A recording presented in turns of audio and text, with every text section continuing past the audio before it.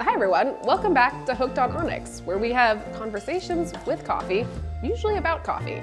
Today we have a very special guest today. I'm very excited to welcome on screen, Mr. Elika Lifty. The crowd goes wild. Hi Elika. Hi Morgan. Welcome. Thank you for inviting me on what used to be my show. I've hijacked it a little bit. Now, I had a thought before I invite you on. Okay. It seems a little bit rude and unhospitality-like to not provide you with a beverage. I have a beverage for you. I also have a very special mug for you. So if you'll excuse me, I'm gonna go get it. I would love nothing more. Are you so excited? I'm so excited to wait for a cup of coffee.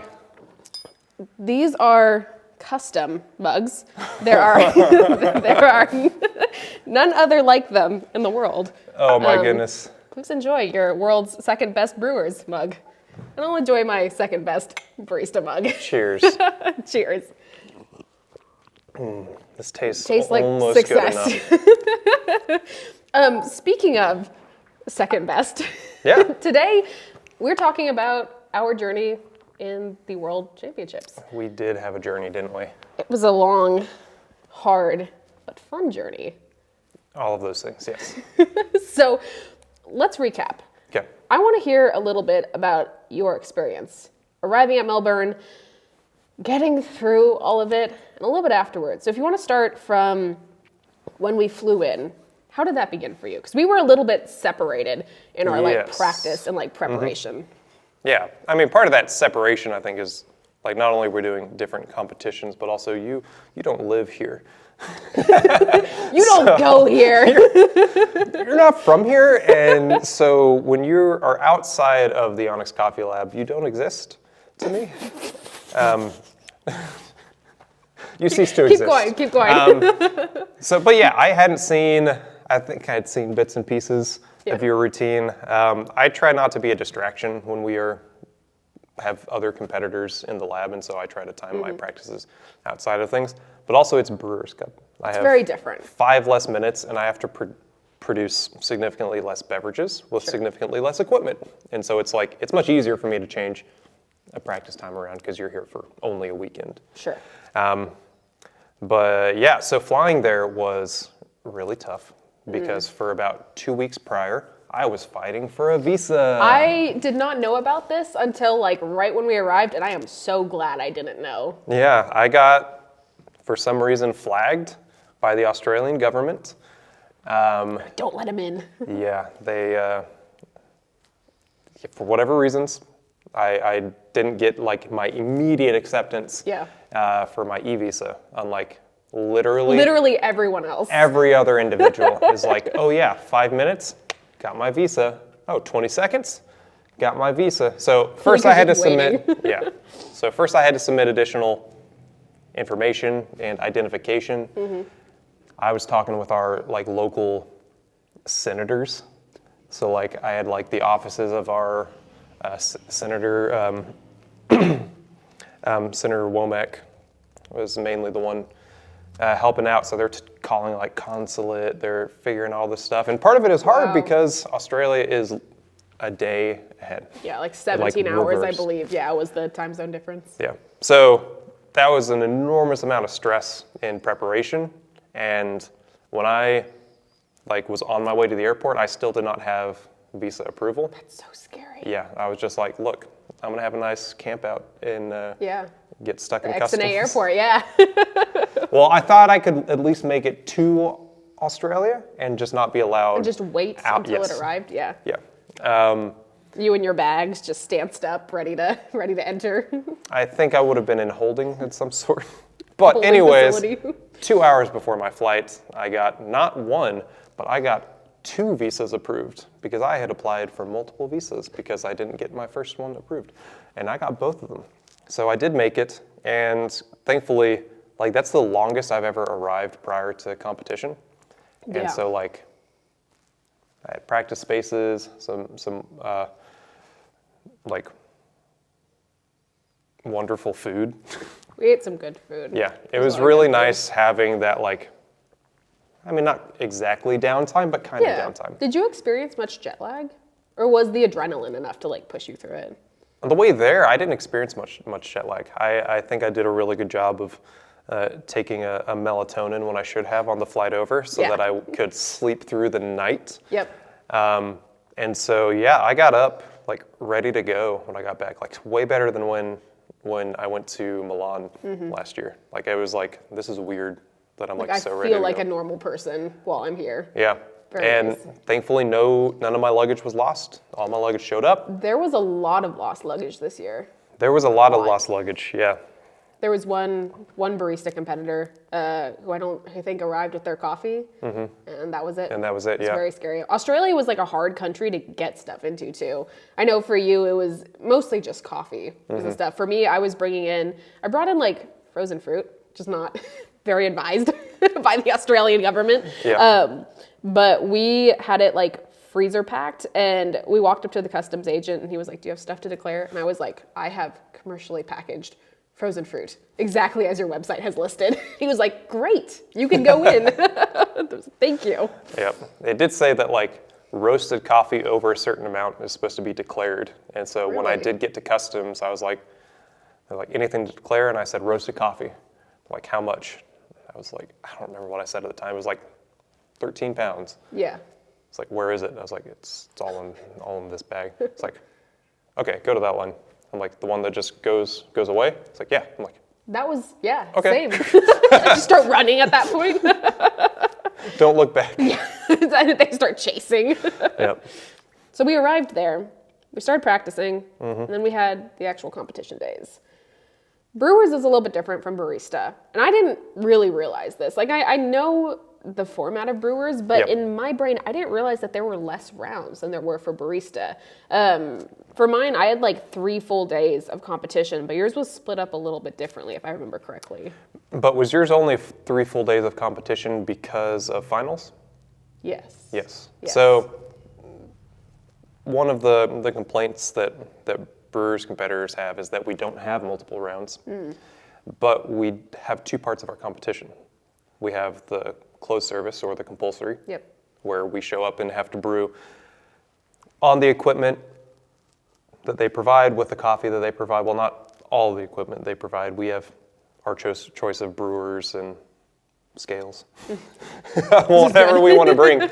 But hot water and coffee and grinder have to be from their provided. So that kind of acts as a separate round. So I get why we don't have multiple rounds, because I still had 3 days of competition. Yeah. I had a compulsory day, I had an open service day, and then I had finals. Yeah. So. But those first 2 days were technically considered like one round together. Yes. Yeah. So 1 round, 1 big, enormous round, and then 1 finals. How many finalists, or not finalists, but how many competitors were there to begin with? I think there were 32 this year. There's 32 down to 6. Yes. It was like a huge chop. Huge yeah. chop. It's a massive chop. Yeah. Yeah. That's so nerve-wracking.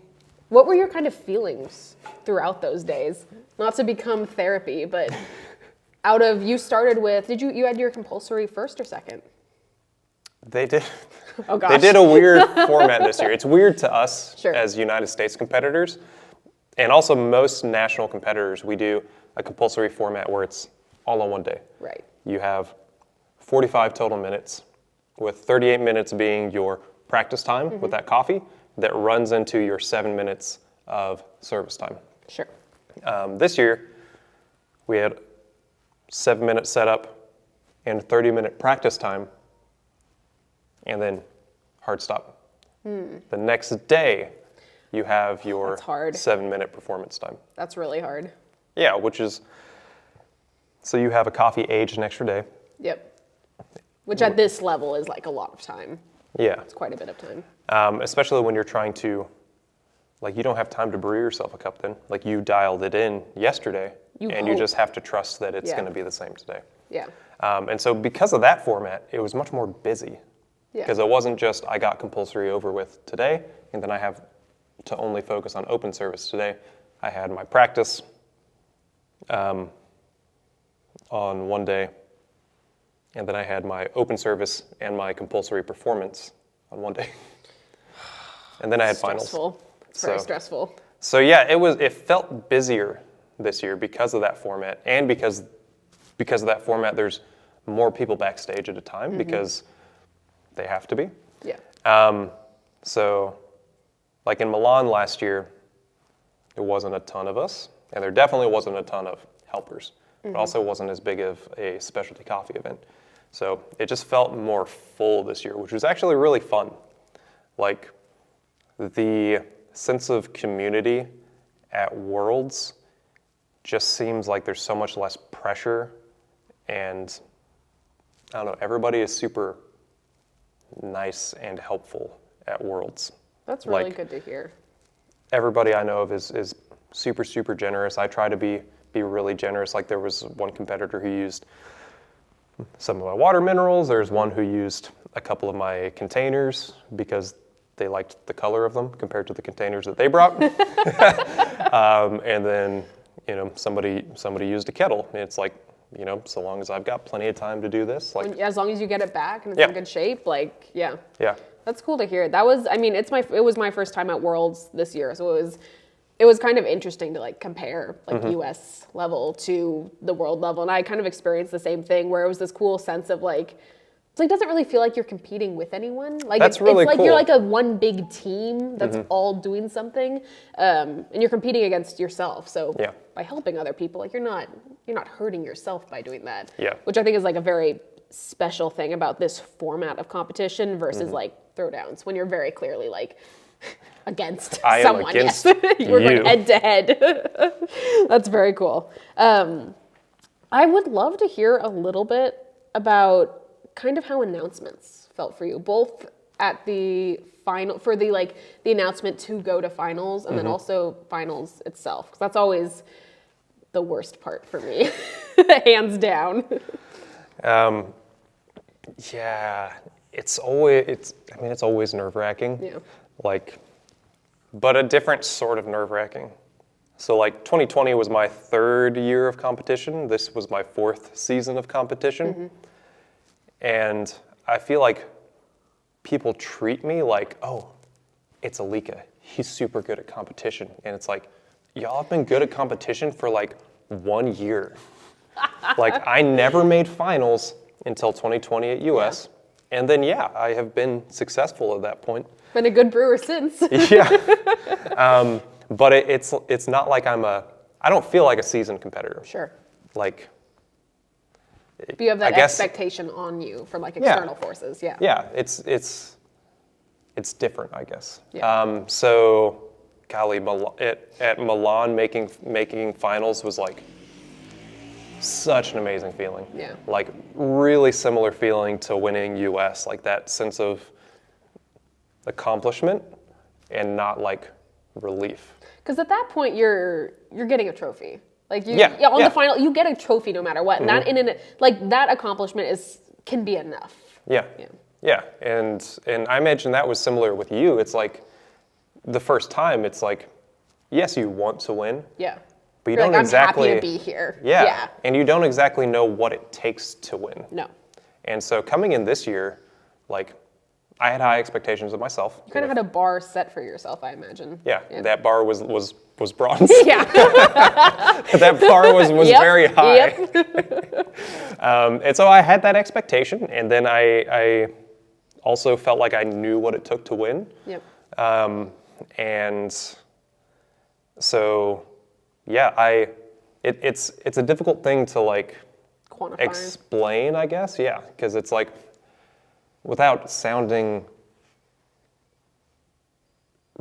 like a jerk, it's I expected to make finals because I had that expectation of myself. You've done it once before. Yes. You were going to do it again. Yeah, and my preparation, it's I expect to make finals because I learned these things, and if I execute them, then that's what it should be. Yeah.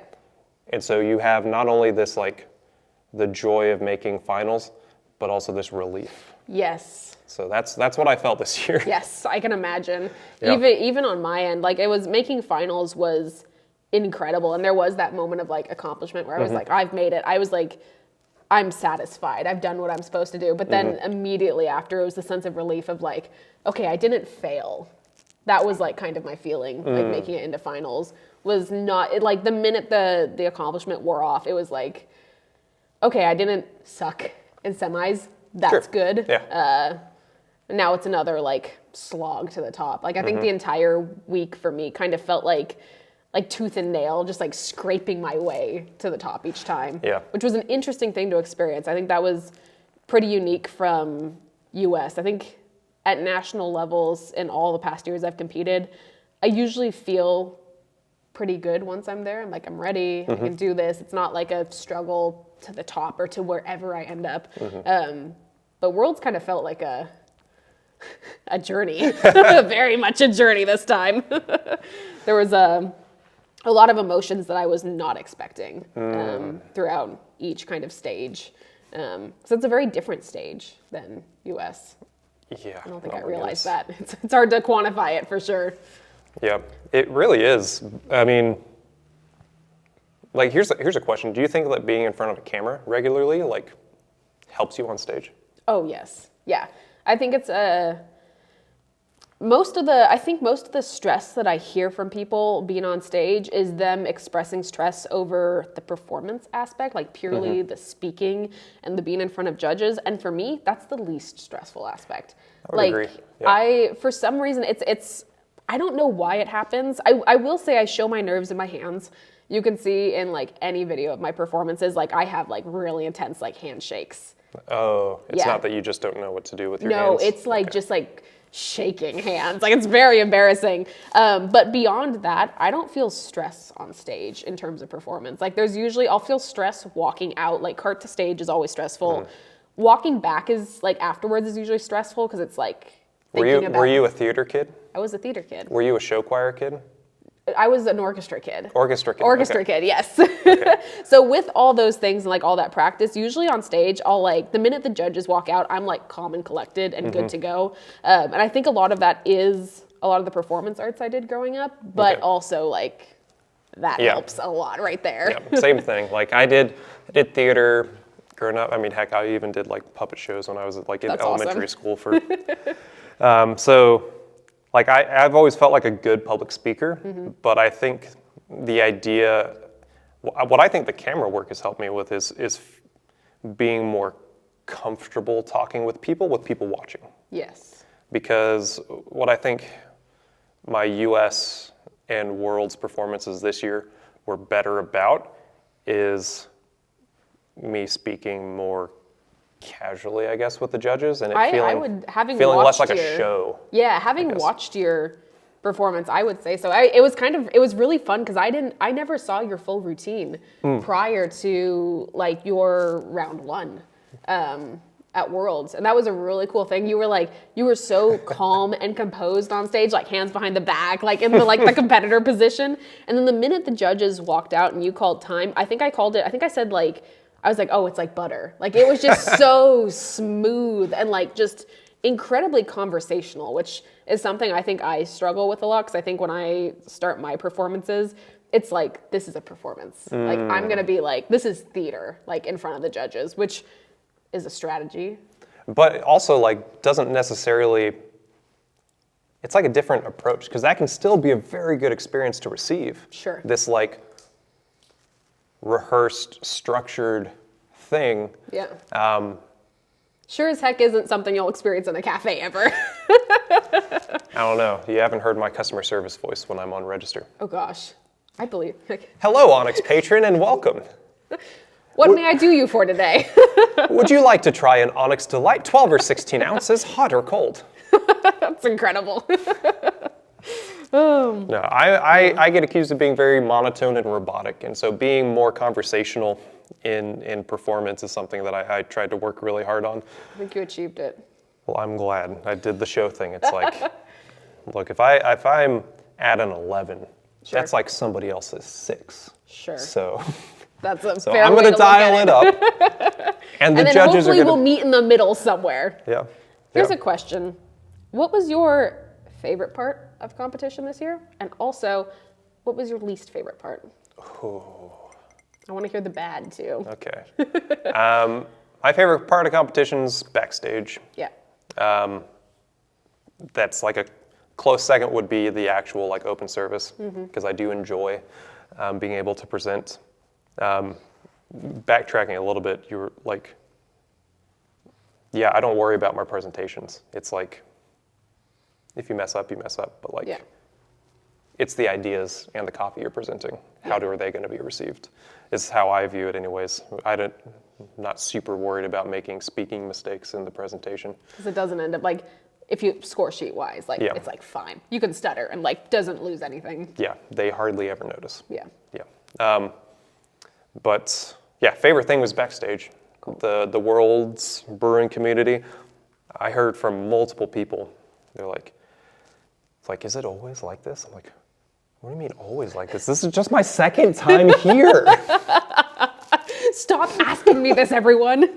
Like, what do you mean? Like, I don't know trends. This is my second time. 2 doesn't make a trend. Yep. But like, they're like, our national competition is so stressful. Like, people feel more like, it's like, oh, I can't share things with them because they're gonna like, I don't know. Take it or like copy it. Yeah. And you know, part of it is like, hey, we have already won. And now the point is seeing how our ideas in coffee translate at this stage. Yeah. And so it's a very sharing community. We're sharing coffee. We're talking about our techniques, talking about our presentations, even tasting each other's compulsory coffees.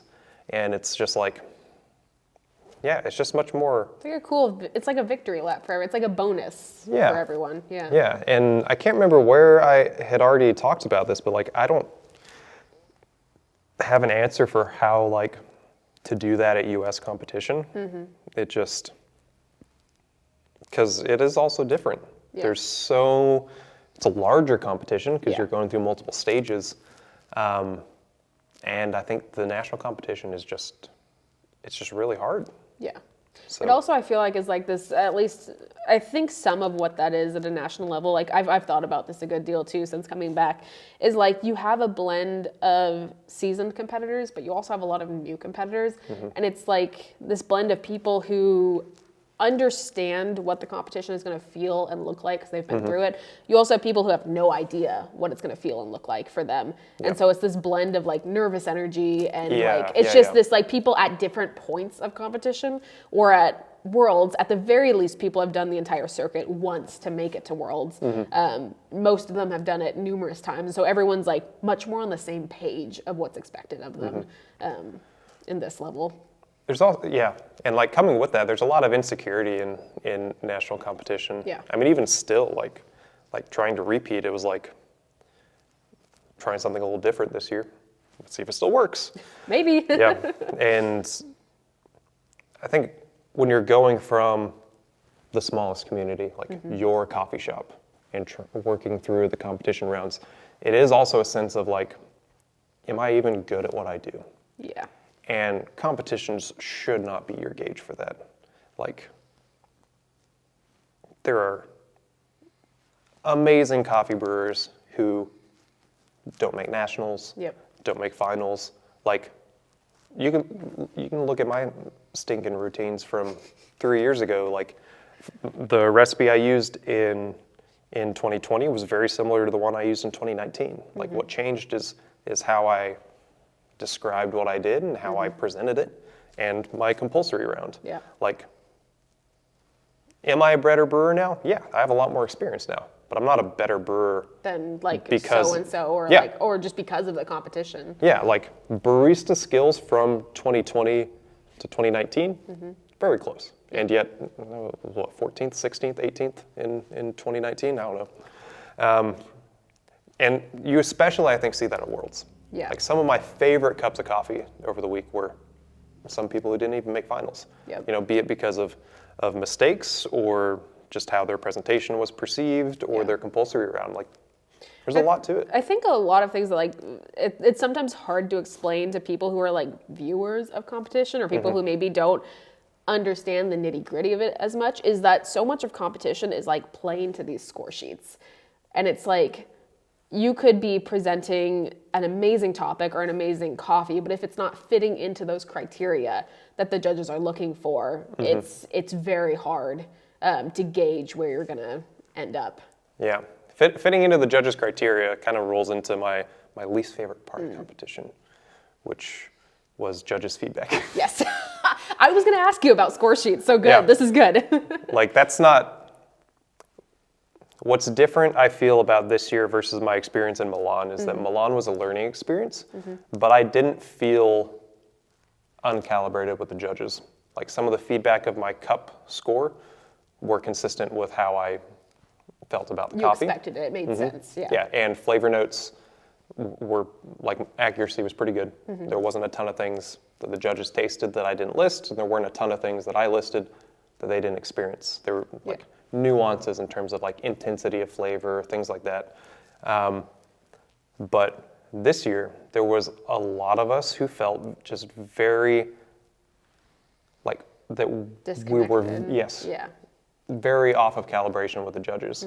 And, like, I think I've seen cup this scores discussion, were just yeah. really, really low. Yeah. And I don't think that's another thing. It's like, I don't know how to fix that. Sure. Like, we can't calibrate with the judges, at least I don't Not think in the we way can. it like Yeah. is currently. Like Yeah. everything would have to change. Yeah. It just feels really weird to feel like I served a cup that is so different than me and the other competitors were experiencing. Yeah. And it's like, is that a difference simply in, like, sensory skills and in perception? It's just strange that the competition body was so disconnected from the judging body this year. In terms of like, sensory skills, or, well, not sensory skills, but, like, perception is really what it comes down to. Like, there are flavor notes they're listing that I'm like, I've never experienced this in this coffee. Like ever. Yeah. And you know this coffee backwards and forwards at this point. Yeah. And so that was interesting, but it was consistent throughout. At least there's consistency. Yeah. So Even though it sucks, at least it's the same for everyone. Yeah. So that was my least favorite part, because it didn't feel like I have a constructive way forward from that. Yeah. Which is hard. It's tricky. It's really tricky. Have you been able to go through your score sheets yet? I've been holding out on mine. Like, they're still in the folder I received them in. I have gone through my score sheets. I have scanned them onto my thumb drive. It's hard at this level. Unless you make, like, a mistake, I guess. Yeah. It's hard to move forward, I feel like. It's hard to know. I find it hard to know, like, what to do with them. Like, I was reading through, I did take a brief glance. I received my score sheets, like, of course, directly after finals, like everyone did. And then the judging debrief happened in person, which was, like, different than US. And so I, like, got put back in a judging room with my score sheets, and I was looking at them, and I was like, I don't even know how to begin parsing these out. I remember seeing the phrase, I hate this phrase so much, it's like the bane of my existence. What was promised was not delivered. Oh my goodness. Yes. I saw that once. I got that same thing. I saw it and I just closed my score sheets. I was like, I am not looking at these anymore. Yes, I got the same thing. And that's where it's weird too. Like, I was used a 50-50 blend with Eugenioides. Yeah. And, like, one judge said my cup wasn't sweet. You're like, how could it not be sweet? Like, it's like sugar. Yeah, because, like, the score sheets are different, obviously, than US. Sure. Moving on from US, it was, like, very, very good scores. Yeah. I did very well at US. Yeah, you did. To where there's not like how do I get this extra half point? Yeah. How do I get this extra quarter You're point? like, I got those half points. Yeah. And obviously getting runner-up at Worlds, it's, again, very little things. Yeah. It's like, if I hadn't done, or if I had done these two things, I wouldn't have gotten docked in customer service. Sure. Or I wouldn't have gotten docked in my technical uniformity. Sure. And then, so the big things to work on for me, or where my score lacked, was the taste descriptors and cup score in the finals round. Yeah. And that's hard to. Yeah, that's not Like, very what do you do with that? Yeah. Because it's not like I said strawberry and they don't know what strawberry is. Yeah. That's a thing where it's like, I should quantify this somehow. Sure. It was Which is like, an hey, we easy didn't adjustment to make, taste this stuff at all. Whereas in my experience and a lot of other people I respect, they're like, we got that all the way through. Yeah. So it's hard to... Kind of like hitting a wall, and you're like, Yeah. great, I can't climb this thing. Yeah, because like based on what I learned in Milan, I tried to serve a cup that was tasted as I described at the intensity that I described. And I thought that's what I did, and I had a lot of people around me who agreed with that, and it wasn't. And it wasn't. And so now it's like, well, then do I need more people? Which sometimes isn't the answer, because then it's Yeah. like a too many like cooks in the kitchen sort of scenario. Right. Yeah. But yeah, that kind of feedback, it's so minute. It's like what I did worked.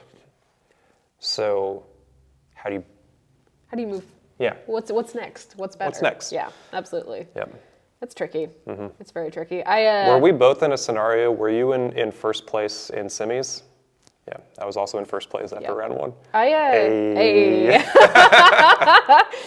Best for a little bit. What was promised was not delivered. No, it was Sorry, Northwest Arkansas. Next time we'll do something different.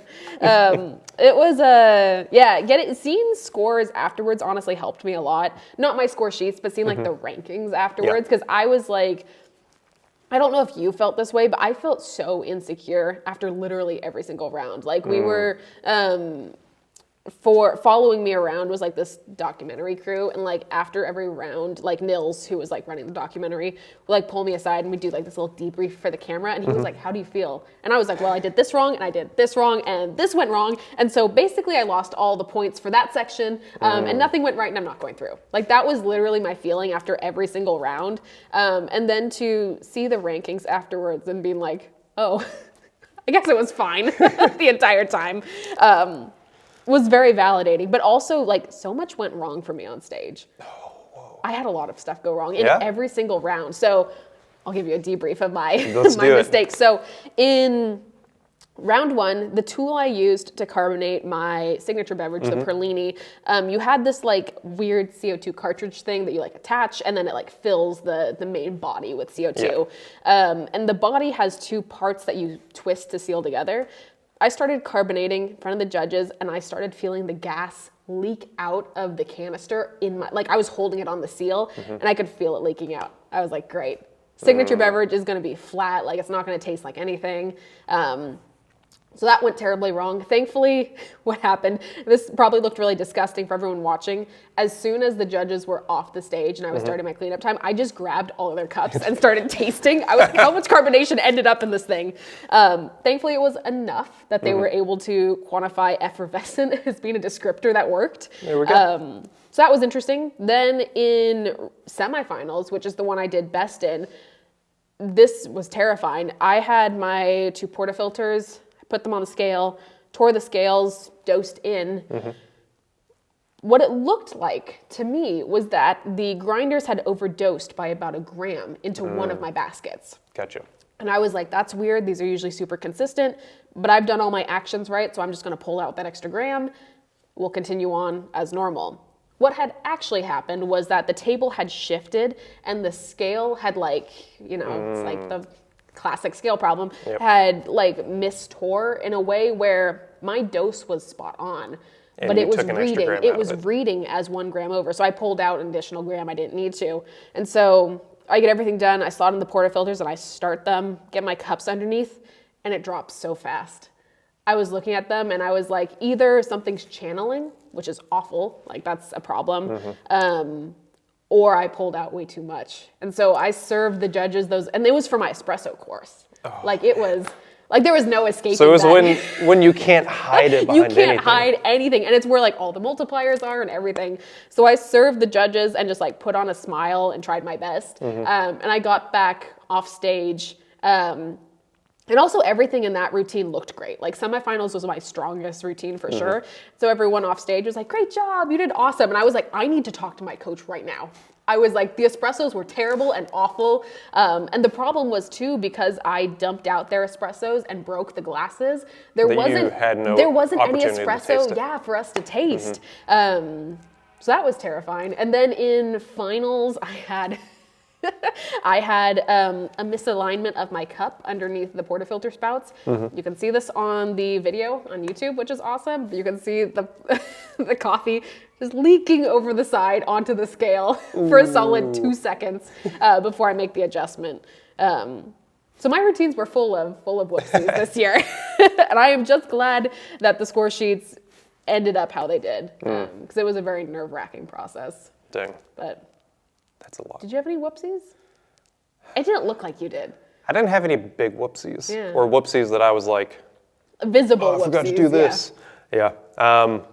Let's see. In round 1, I technically didn't give my warm flavor calls. I just did hot and cool. So like in brewers, we do aroma, and then when you give flavor, you do hot, warm, cool. Yeah. Traditionally, unless you're skipping a phase because you think it's not changing or anything like that. And I didn't give my warm calls. So technically, what happened is I give some persistent calls, and so that got classified in my warm calls. But and so really, I only forgot to give 2 notes for warm, which wasn't a big deal. Sure. But one of the biggest things that like threw me off just a little bit is when I prepare my routines, I include a little bit of like, I'm waiting for the judges to write things down. Sure. And so like that's where I slow down and I'm pacing. And at Worlds, especially this year, they were really, really fast. And so they're like making eye contact with me again for like the next thing. Like, you're like, really soon. And I'm like, okay, let's I guess move. we're going. And so I'm finishing my routines at like 9 minutes, 20 seconds. Wow. And it's like, you got a lot of security all on day that. up here. And then it's like, I could have fit so much more stuff in here. So that kind of threw me off, which in finals, what that did is I just had so much more time to clean. I apparently left 1 drop at least on the table that I didn't wipe with the rag.